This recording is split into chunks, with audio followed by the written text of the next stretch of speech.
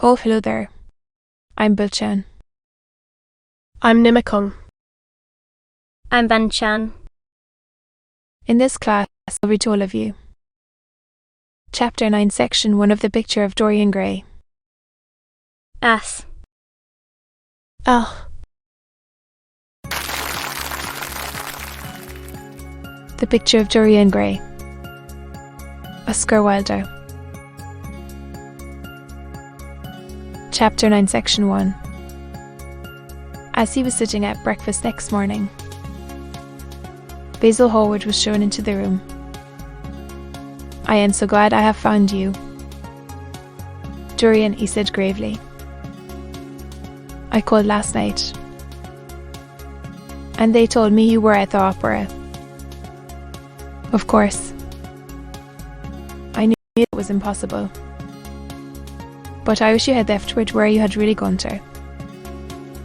I passed a dreadful evening, half afraid that one tragedy might be followed by another. I think you might have telegraphed for me when you heard of it first. I read of it quite by chance in a late edition of the Globe that picked up at the club. I came here at once and was miserable at not finding you. I can tell you how heartbroken I am about the whole thing. I know what you must suffer. But where were you? Did you go down and see the girl's mother? For a moment I thought of following you there. They gave the address in the paper. Somewhere in the Euston Road. Isn't it? I was afraid of intruding upon a sorrow that I could not lighten. Poor woman. What a stitch she must be in. And her only child. Do. My dear Basil. How do I know? Murmured Dorian Gray, sipping some pale yellow wine from a liquid. Gold-beaded bubble of Venetian glass and looking dreadfully bored. I was at the opera. You should have come on there. I met Lady Gwendolen,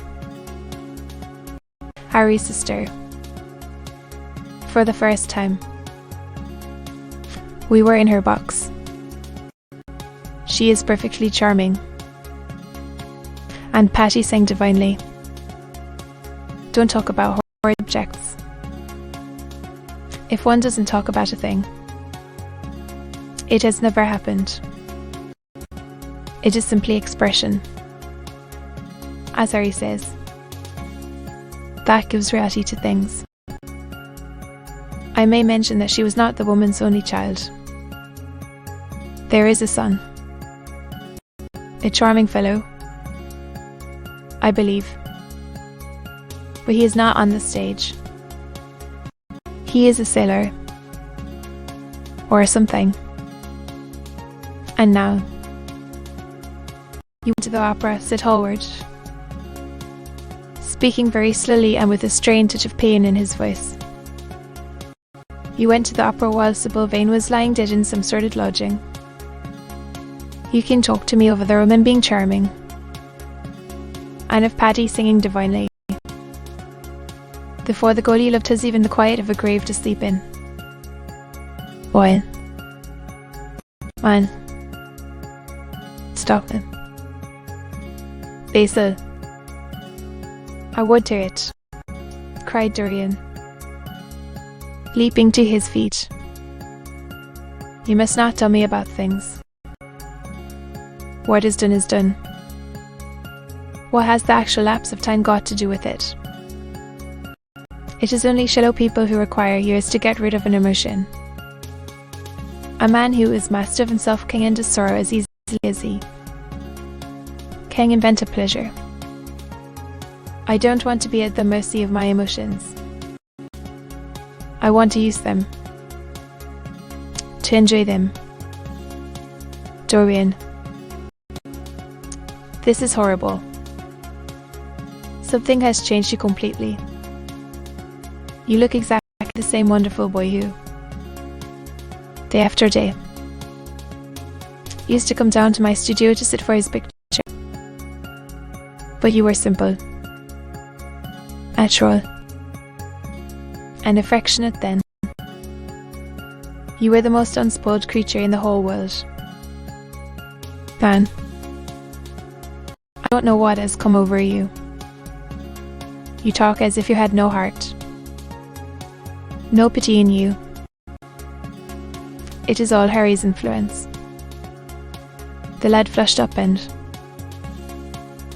going to the window, looked out for a few moments on the green, flickering, sun-lushed garden. I owe a great deal to Harry. Basil, he said at last. More than I owe to you. Well, I am punished for that. I don't know what you mean. Basil, he exclaimed, turning round. I don't know what you want. I want the Dorian grey I used to paint, said the artist sadly. Basil, said the lad, going over to him and putting his hand on his shoulder. You have come too late. Yesterday. Culled herself. Good heavens. Is there no doubt about that? Cried Howard,